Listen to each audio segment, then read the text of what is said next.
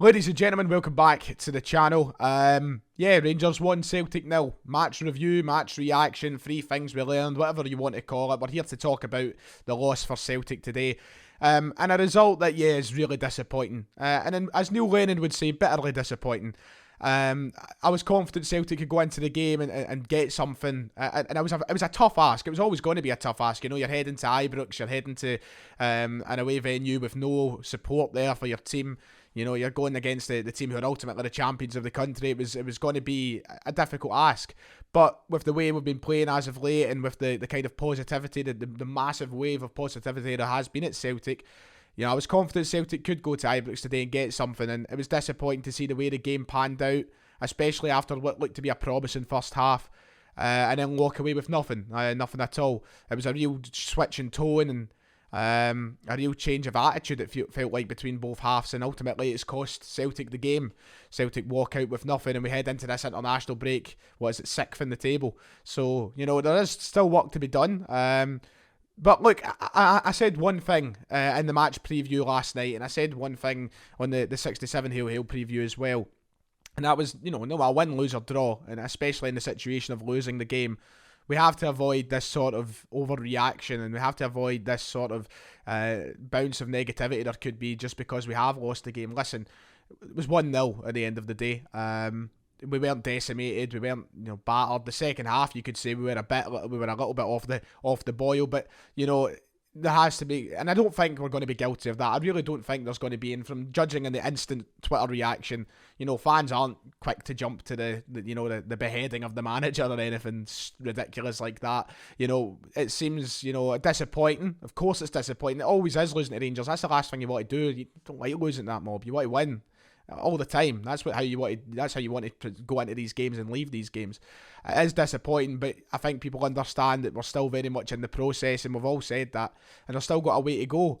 And I'm trusting the process. It was always going to be a big ask today, as I've already said. So, there is work to be done. The manager will recognise that. Us as fans recognise that.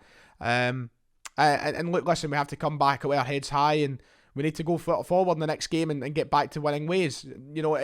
It's really annoying because now, unless we draw Rangers in the Cup in the next round and we play them before the 2-year mark, if we don't play them till January, that's 2 whole years since we have managed to beat Rangers. I'm still utterly embarrassed about that. It's frustrating. And it was a big ask for Ange Postecoglou to try and overturn that in such a short space of time. But, 2 whole years it's coming up for since we beat Rangers. The feeling is well and truly changed from what it was this point 2 years ago, when I used to go into these games expecting nothing else but a Celtic win. So yeah, we'll talk about the game. Let's go into the game. Let's try and talk about 3 things we've learned. It is really disappointing. I am annoyed that the game has panned out the way it did, but it is what it is. We need to move on from it, and we head into an international break now at a time where it could be good for Celtic, but more importantly, we're heading into the last week of the transfer window. We'll talk about individual players who could leave the club. We'll talk about what we need to do coming in the club, but it's a big week now for Celtic. The board should be watching that game and going, okay, right, we still need to strengthen this, that, and the next thing, and that has to be acknowledged. That can't be ignored. Ultimately, I think today shows that we are still relying on good form and all that. We need to improve our depth, our bench today. When the lineups were announced straight away, I looked at the Rangers bench and thought it was better than our bench. We didn't really possess a threat. We had Rogic on there, but you look at Ayeti. I mean, he's not a threat. Montgomery was brilliant when he came on, don't get me wrong, but he's still a young guy. That the bench for me still lacked a little bit of depth and a little bit of pizzazz, as Lennon would say.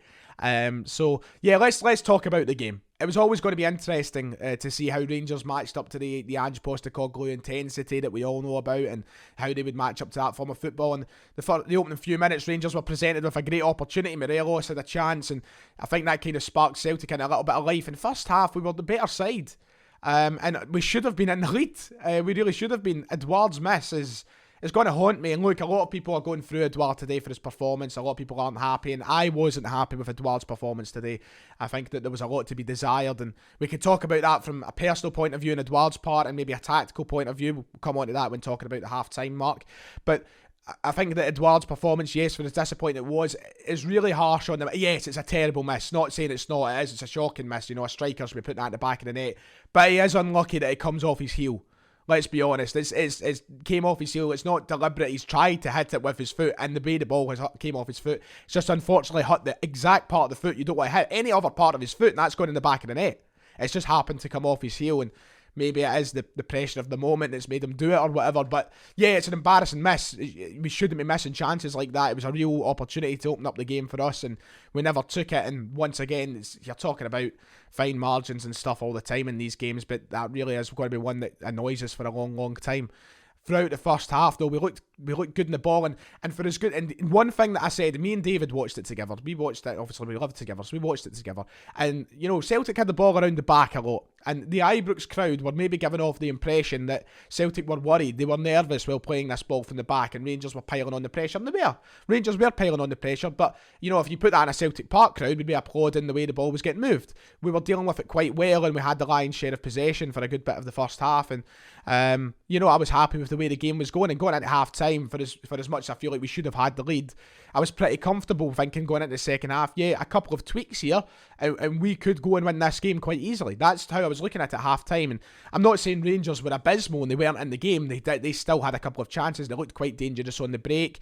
Balogun was having a good game. He was keeping Kyogo quiet at points, but we were still the better team, I thought. And I thought, well, you know what, we tweak it now. We bring Kyogo over at the middle of the park and maybe put Edouard out left, offer something a little bit different. It gets Kyogo further into the game, and we can win this game in the second half.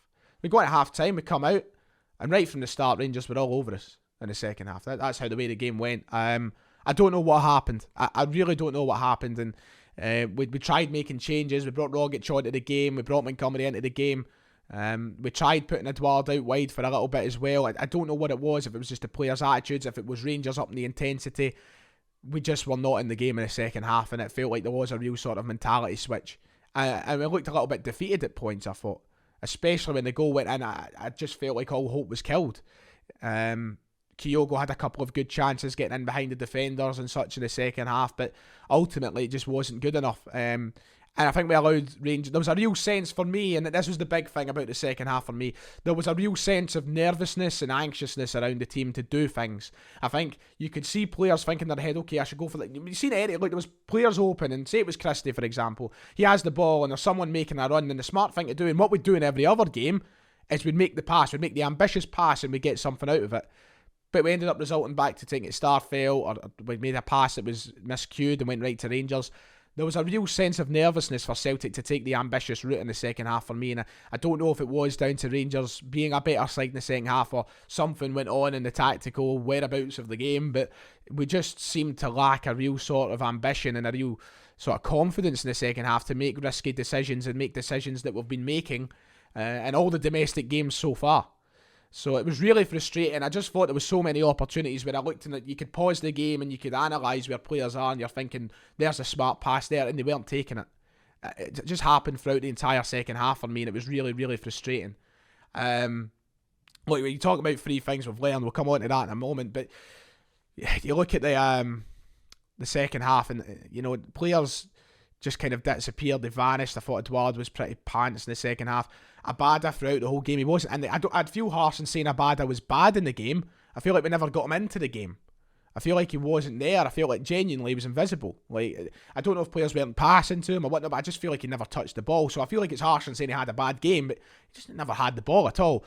I thought Turnbull was poor in the second half, starting off there, and he came off the park eventually.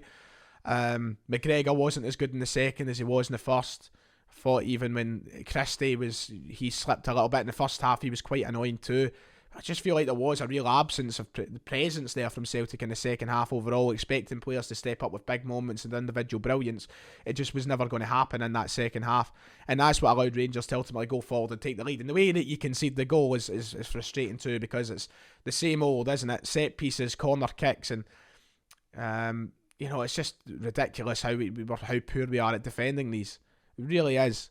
And I think, we were unlucky at times too. There's a couple of points in the game, one in the first half, one in the second half, where Robbie McCrory does brilliant to get out from his goal and he stops. I think it's Kyogo in one of the halves, and I can't remember who in the other half. But, if that was Alan McGregor in goals, I don't think he would have had the speed to kind of stop what was happening. So, fair play to McCrory in that part, but, that's maybe been unlucky for us. But as I said, we're defending poor from set pieces, and after that goal went in, it just feel like we were a bit deflated again, and we did get a couple of chances moving forward to get ourselves into it. Kyogo, it's so frustrating. I don't know what's going through his mind, but he has that chance and he shoots when he should square it to Christie, and then a couple of moments later he has a chance where he should shoot and he tries to square it to nobody. It's just moments of pressure, I think, came over the team in the second half, and it was really, really annoying. And I think that did just come from a deflation and attitude and mentality. And it's something it's hard to shake once it sets upon you in a game. Obviously Ange would have been frustrating looking on at that. But it is what it is, I suppose, now. So we'll quickly dance through the 3 things we learned, I suppose, because I've already been talking for the majority of this video, how this video should last. 3 things we learned. I think Tony Ralston again today, especially in the first half, was our best player in the park, I thought. Maybe not so much the second, as I thought the majority of the team did disappear, but the first half, once again, he done well. And if I just go through the whole team, I thought he was good. I thought Welsh and Starfelt had good moments in the game, but they also had silly moments, silly fouls, poor defending for the goal, and Starfelt's part. There was annoying parts. Juranovic for playing out of position. Once again, first half, I thought there was moments he looked good, and then deflated as well.